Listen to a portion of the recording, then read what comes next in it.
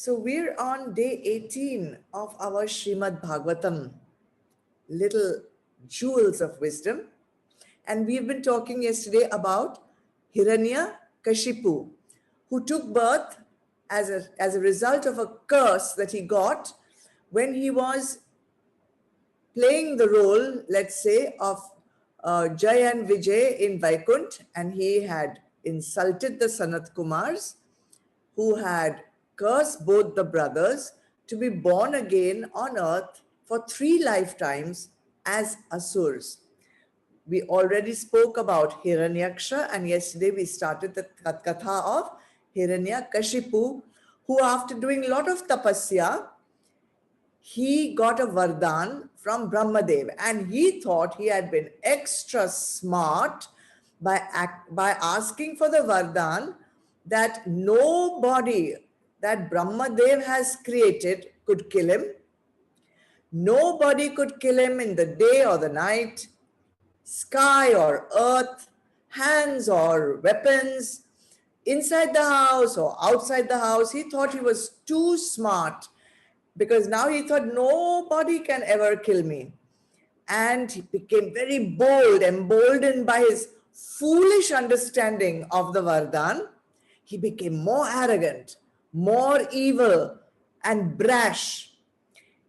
What he did is he raged a rampage on earth and Swarglok also, and started destroying everything that was even remotely connected to Bhagwan Vishnu.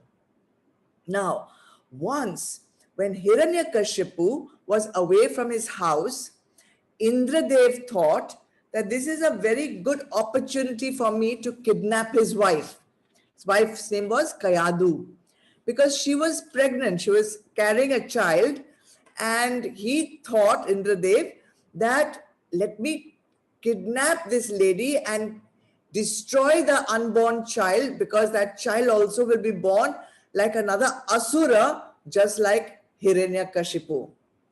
Fortunately, Naradji intervened and told Indraji, no, don't kidnap her. Let me take her to my ashram, because I know that the child that is in the womb of Kayadu is a devout bhakt of Bhagwan.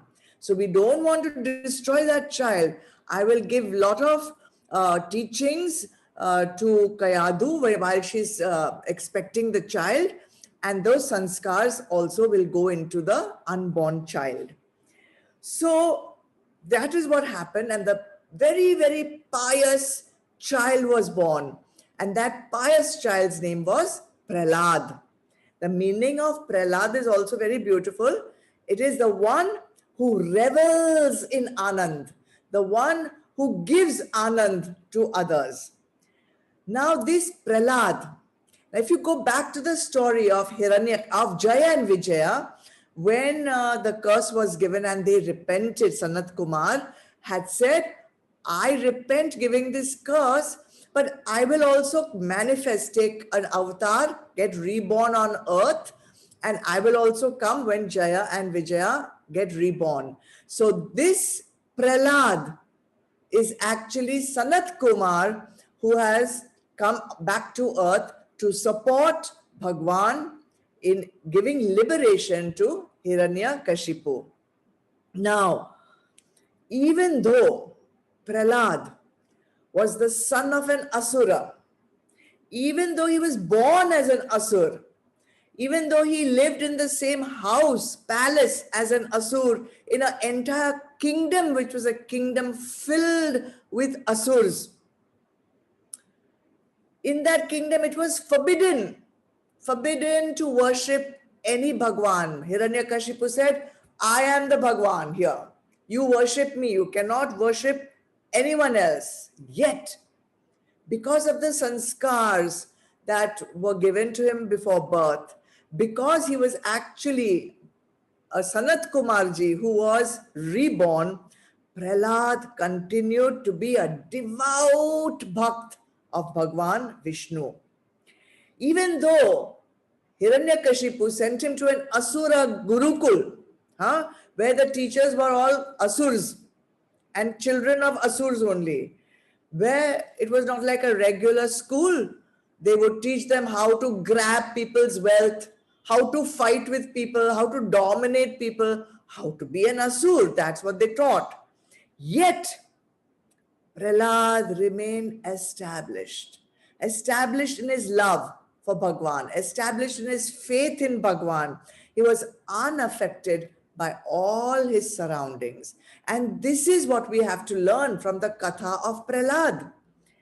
What we do is we blame our surroundings, we blame our circumstances, we blame different conditions, we blame different people for our inability to do sadhana, for our inability to have sadguns, for our inability to progress spiritually. Actually, what we need to do is we need to inquire into ourselves, introspect. What is the root cause? What that I'm unable to progress spiritually? By deep introspection, they will find out that it is lack of nishtha, lack of faith. We don't have that ability to stay drid in our vishwas and in our faith in Bhagwan. Ruthlessly, we must identify our avgun, which is holding us back in our spiritual progress. Anyway, Hiranyakashipu would from time to time ask Prahlad, what did you learn in your Gurukul? What have you studied?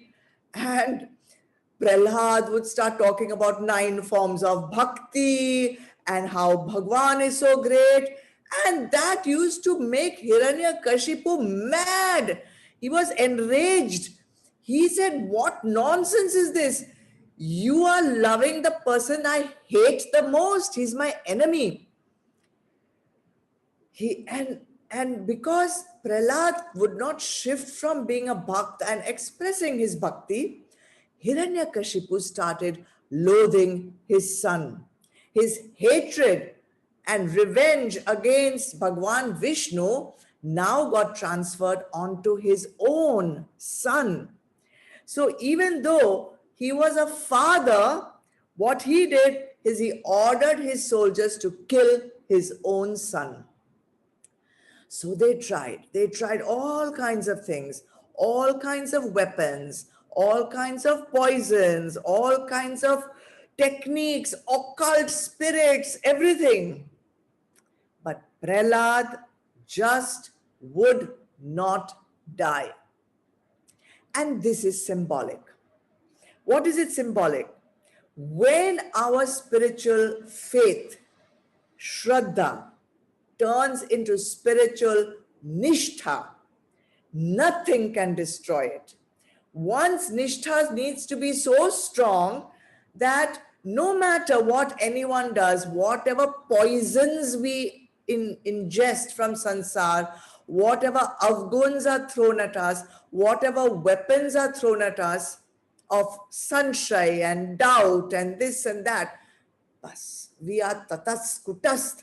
We are established within ourselves, in our shraddha, in our faith, in our belief. The reason why our nishtha is not so strong is simple enough to understand. Because we still believe that our sukh or happiness will be satisfied by sansar. Our happiness comes from the vishayas of sansar. And we have more belief and faith in what our vishayas can give us than what Bhagwan can give us. That is the truth. And it's a kadava truth. It's a bitter truth. But it's the truth.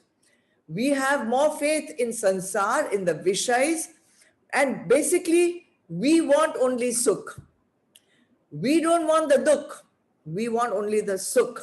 But unfortunately, sukh is linked to dukh. So after sukh comes dukh. Only sukh, not possible. And that is the reality of sansar.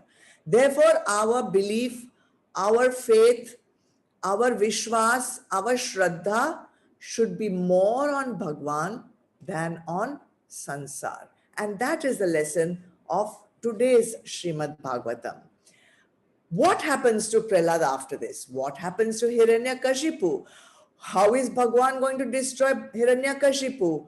What's going to happen? What avatar is going to happen? All that tomorrow.